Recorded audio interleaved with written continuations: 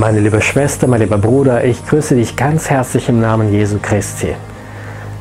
In ganz vielen östlichen religiösen Traditionen wird es vom dritten Auge erzählt und wie wir das dritte Auge aktivieren können, damit wir Dinge sehen können, die von unseren physischen Augen verborgen sind. Aber nur die wenigsten von uns wissen, dass es eine Schatzkammer an Wissen und Übungen gibt, die uns helfen, nicht nur unser inneres Auge zu entdecken und zu aktivieren, sondern mit diesem Augen auch 24/7 Tag und Nacht sehen zu können und Informationen zu empfangen, die für uns früher völlig unerreichbar war und selbstverständlich ein spirituelles Leben zu führen, von dem wir früher gar nicht träumen konnten. Und diese Schatzkammer befindet sich in der Bibel. Ich bin sehr froh, dass du heute dabei bist, denn heute möchte ich, dass wir anfangen, etwas zu lernen, was uns auf unserem spirituellen Weg wirklich weiterbringt. Bist du bereit? Dann lass uns anfangen.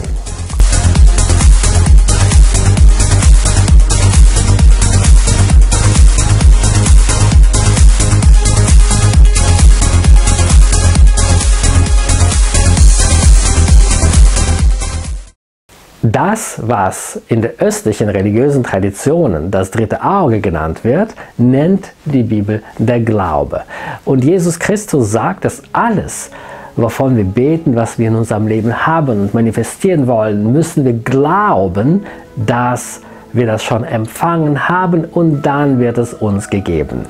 Und wir wissen, dass viele Menschen, die haben das gehört, dass Glaube kann die Berge versetzen und dass, wenn sie nur genug glauben, da können sie alles erreichen.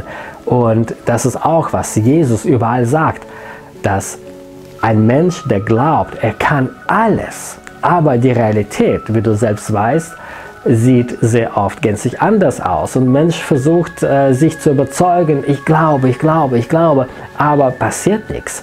Und eine Erklärung dafür ist, dass um zu glauben, musst du wissen. Um zu wissen, musst du das gesehen haben. Und das ist genau, was passiert, wenn du mit deinem geistlichen Auge, mit deinem inneren Augen Dinge siehst, die in der physischen Welt noch nicht manifestiert worden sind, aber du hast sie schon gesehen. Und wenn du die gesehen hast, dann sind sie real. Und wenn sie real sind, dann kannst du an die glauben. Dann sind sie schon für dich vollbracht. Nochmal, Jesus sagt, alles, warum du betest und betest, du musst glauben, dass du das schon empfangen hast. Es muss schon deine Realität sein. Du musst das schon leben und dann wird es dir gegeben. Also, du musst es gesehen haben. Das beschreibt am besten auch göttlichen, kreativen, schöpferischen Prozess. Denn an einer anderen Stelle in der Bibel steht geschrieben, dass Gott nennt Dinge, die noch nicht existieren, als sie existieren, als ob sie schon existieren. Und schon im ersten Kapitel in der Bibel, du liest, wie Gott diese Welt erschaffen hat und er sieht und er spricht und dann wird es zur Realität. Also du musst das sehen, das, was du haben möchtest. Du musst das sehen, was du bist und du musst das aussprechen und dann wird es deins. Unterschied zu visualisieren, was ganz viele Menschen machen und das auch sie nicht unbedingt weiterbringt, ist das Visualisieren bewegt sich immer noch im Bereich der Fantasie. Aber das ist nicht dasselbe, wenn du etwas siehst. Etwas sich vorzustellen ist Fantasie. Etwas zu sehen ist Realität. Und der Glaube hat diese Fähigkeit, Dinge zu sehen, die noch nicht existieren und Dinge zu sehen, die von unserem physischen Augen verborgen sind. Das ist extrem wichtig, weil wir können nicht gleichzeitig auf zwei verschiedenen Ebenen uns bewegen. Denn eine Ebene ist die Ebene von unserem physischen Sinn und Tasten. Das heißt, was wir sehen, was wir schmecken, was wir riechen, was wir hören und so weiter. Aber es gibt noch eine andere Ebene, das ist spirituelle Ebene, auf der wir alles mit unserem spirituellen Augen sehen können. Das heißt, eine ganz andere Realität. Du kennst diese Realität, weil du hast auch immer wieder Zugang zu diesen höheren Ebenen. Das nennen wir zum Beispiel Bauchgefühl, Intuition, all das, was uns plötzlich Informationen vermittelt oder die wir in diesem Moment plötzlich empfangen, was wir normalerweise nicht empfangen können.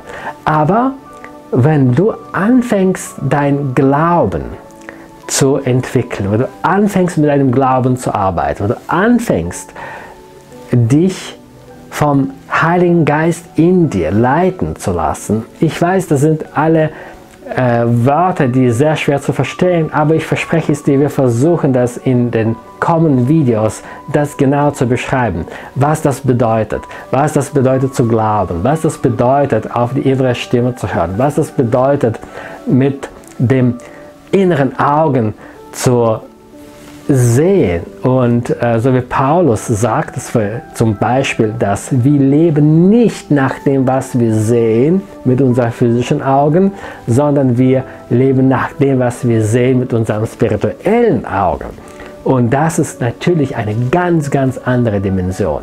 Und ich verspreche es dir, wir versuchen das in den nächsten Videos auch ganz genau zu beschreiben, damit du damit einfach arbeiten kannst. Und demnächst plane ich auch Webinare und Seminare, an denen du teilnehmen kannst.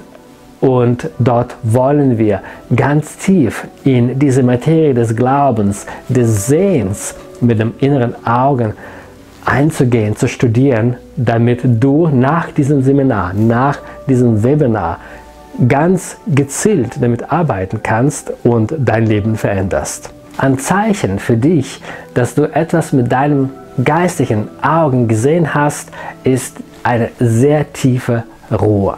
Denn solange du etwas haben möchtest und das noch nicht existiert, noch nicht realisiert wurde, kannst du nicht ruhig sein.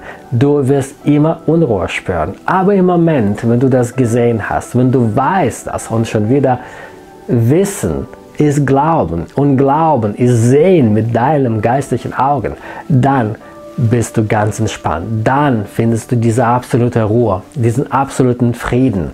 Und das merkst du zum Beispiel an Menschen in kritischen Situationen, die auch Zugang zu diesem inneren Wissen bekommen, dass die plötzlich ganz friedlich sind, dass die plötzlich ganz unberührt werden von diesem Sturm, der draußen tobt.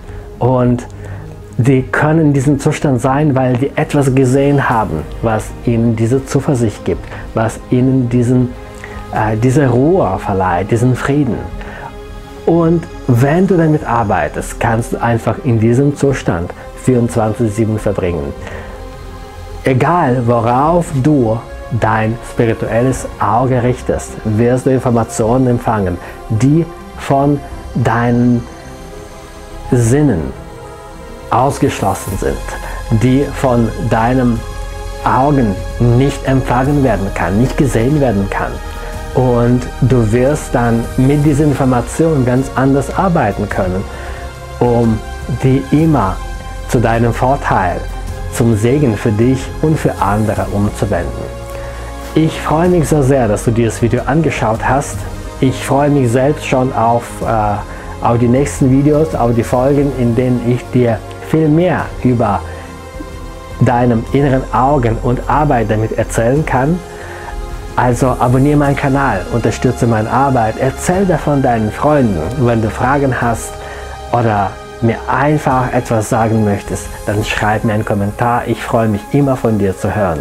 Und jetzt wünsche ich dir sehr viel Spaß mit der Arbeit mit deinem inneren Augen, damit du siehst das, was zu deinem inneren Wissen wird und was noch nicht verwirklicht wurde, aber was ganz bald in deinem Leben manifestiert wird, weil du daran glaubst. Und für den, der glaubt, alles ist möglich.